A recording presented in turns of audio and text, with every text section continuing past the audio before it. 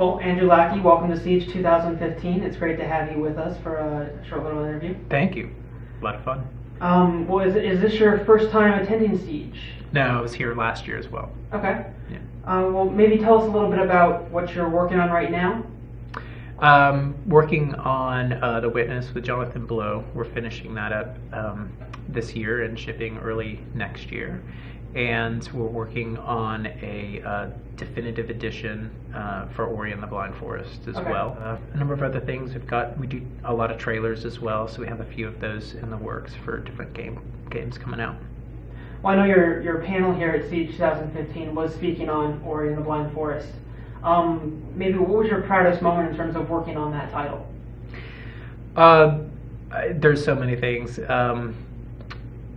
Ori and the Blind Forest really was my first project to ship, where I was lead sound designer and audio director on the entire project, and started 3.5 years ago, and just seeing that whole process mature and bringing the game to this really awesome place where we finished it.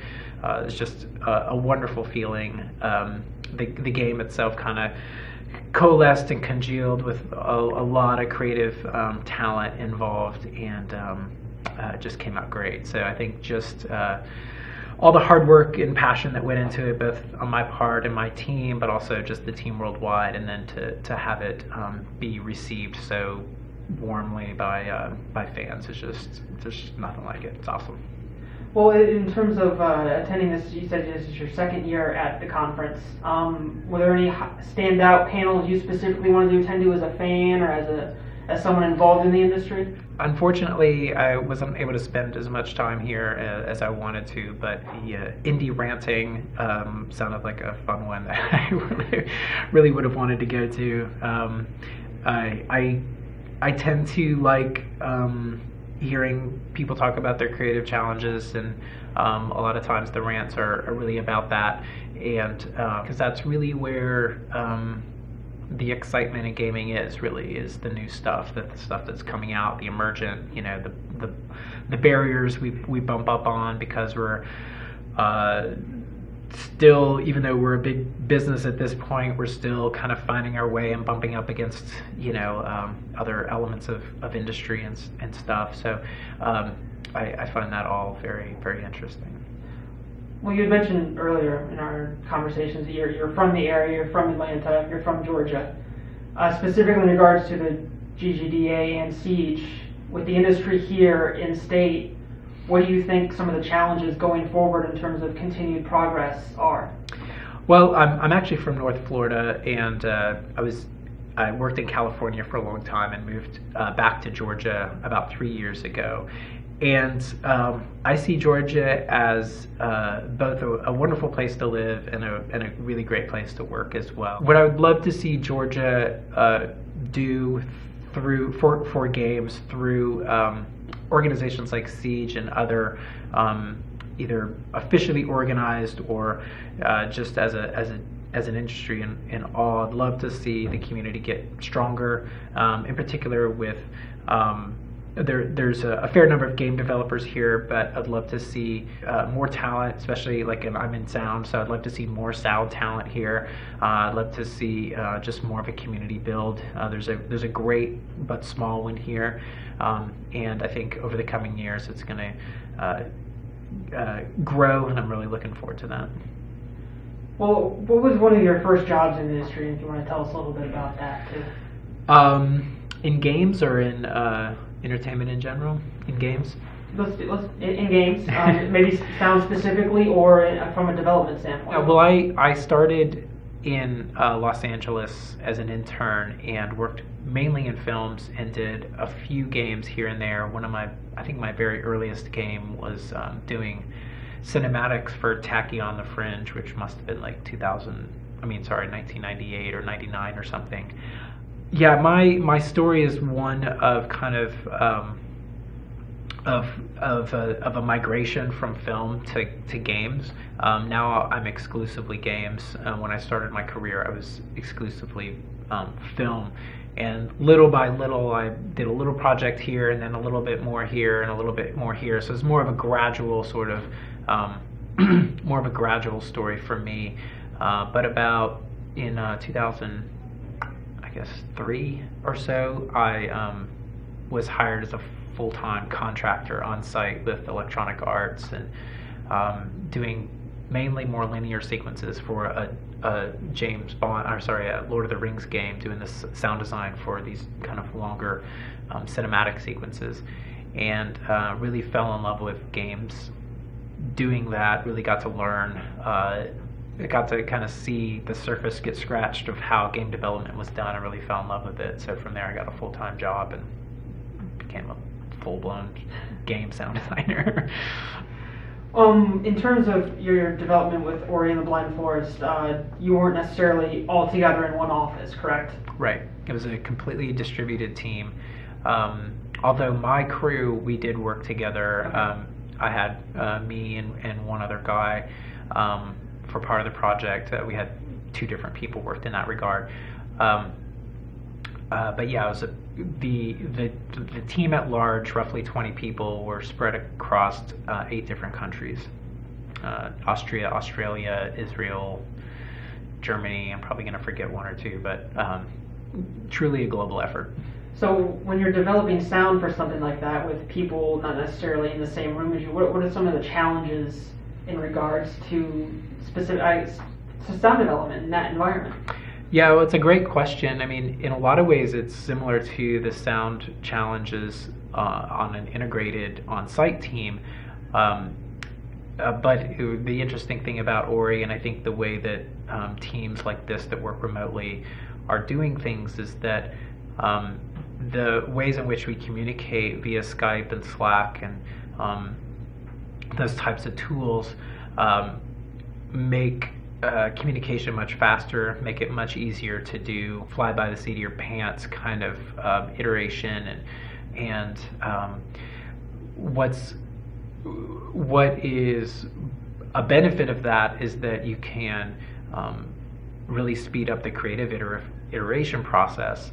The downside of that is that it takes a little bit to get reoriented to having a lot of feedback, from a lot of people all at once. And sound is one of those weird things that it's a little bit challenging for people who aren't used to talking about sound and thinking about what they're hearing and how to communicate what they don't like about it. It can be a little challenging and disorienting for people. So sometimes the feedback is pretty blunt and difficult to kind of refine what it actually is that is not working or could be better, and then you multiply that by a lot of people all kind of in one Slack chat, it's like Skype chat.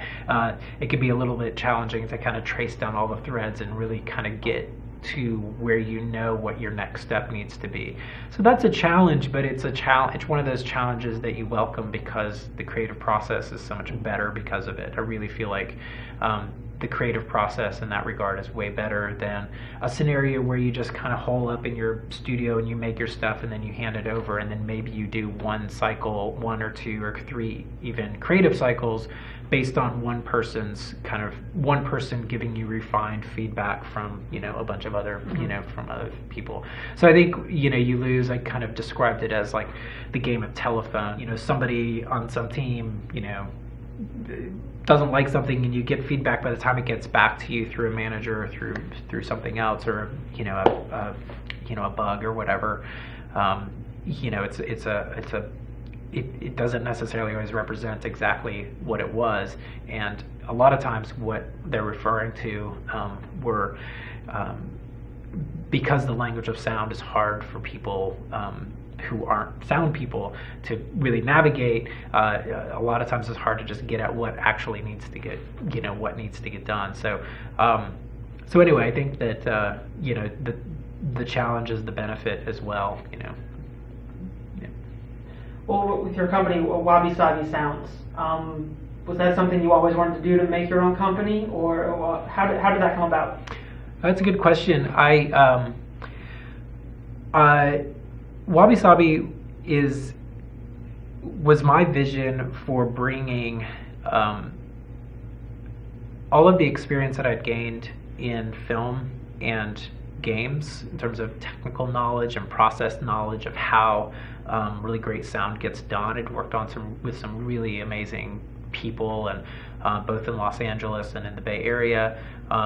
Got to see some really fantastic films get made, as well as games, and got to participate on them. And so I wanted to bring that experience and marry that with I'm a creative type. I love thinking, big picture about games. I love thinking big picture about not just how to make the best explosion, but how to make the very best and the right explosion, for any given project or moment in the project. So I think that just speaks to how much I love creating unique experiences for whatever it might be. And I felt like there was a real lack of that in audio. I think in visuals and character design, we really there's such a love and fascination and desire to have unique and well-refined and highly polished creative aspects to characters or to story or to game design or whatever. And I feel like a lot of times with sound, people think about it as like explosion, they think of it like a commodity. And I think about it in terms of design and how do we have the entire universe of sound available to us. How do we find the right things for your project? How do we make what you're doing, the reason why you're making this project, even better through sound? And the other thing is, sound is such a powerful medium. It's incredibly powerful, and it's powerful for two reasons. Number one, you've got two access points into the brain, the eyes and the ears. So we're kind of like the side door into the brain. So I mean, just having that capacity to present people and really shape their experience with sound is really amazing. But also, for the most part, people don't really register sound in their consciousness as much. It's really in the subconsciousness. So more so in the subconsciousness. So when you really understand what that means and what the significant capacity is to, if you are being careful with it, if you are literally designing with it, what you can accomplish, just underneath the level of consciousness for people. And I think that's it's a powerful magic power, and I love it. Well, I'm sure you get approached when you attend conventions and trade shows like this with a lot of students and a lot of young people trying to break in, mm-hmm. or find their path, or let me listen to this demo tape that I've done, or what's your advice to the student that's trying to break in, or the young professional that's trying to get into the industry? Sure, and I do get it a lot, and it's always fun to meet people who are starting off in their career. It's number one, obviously tapping into passion is super important. It's really it's a lifelong journey to become a composer or be a sound designer. It's a great path, so you may as well love it. You may as well be passionate about it, or if you're not, it's probably just not going to work out. And I assume usually when I meet people who have gotten this far to show up at a SiegeCon or a convention, they do have that passion. They're already there. The second thing is relationships. I think relationships are really what make the world go round, and it's no different. And I recommend that people starting out in their career, but anybody in their career, just continue to make really strong relationships with people that they can collaborate with. And for people starting out in their career, looking for any kind of opportunity that's around them and making the very best of it. And usually that is about the relationship, but also about obviously doing something constructive and important to help that project succeed. And when you help that project succeed and the relationship gets stronger, that tends to lead to more and more stuff, because that's kind of the way the world works. Is we do something and it either succeeds or it fails, and it becomes something else and it morphs into something new. Or if it doesn't work out, you learn stuff and you get better and you you refine your approach, or you find different types of opportunities that might be good for you. So yeah, I think it really, in one sense it's about opportunities, but even in a more core sense than that, it's about relationships. Well, again, Andrew, I wanted to thank you for taking time out of your day and your convention schedule to come speak with us. It's been a pleasure. Thank you very much. Sure, thank you so much. It's been a pleasure.